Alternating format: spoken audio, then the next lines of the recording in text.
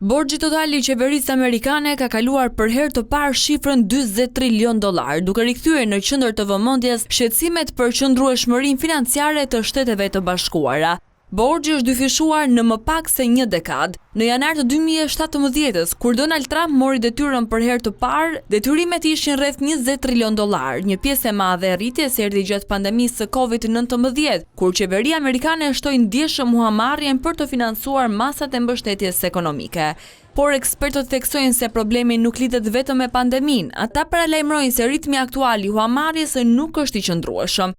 Një tjetër shqetësim lidhet me rritjen e kostos së borxhit nga ana e qeverisë. Interesi që SBA-ja duhet të paguajë është rritur ndjeshëm. Kjo mund të reflektohet edhe tek qytetarët, pasi normat më të larta të interesave ndikojnë në koston e hipotekave, kredive për makina dhe për bizneset. Presidenti Donald Trump ka kërkuar vazhdimisht uljen e normave të interesit, duke minimizuar shqetësimet për tregun e kredive. Ndërkohë, shifrat tregojnë se borxhi është rritur ndjeshëm në të dy administratat e fundit. Gjatë mandatit të parë të Trump, borxhi u shtua në rreth $7.8 trilion, ndërsa gjatë presidencës së Joe Biden kaloi në rreth $8.4 trilion.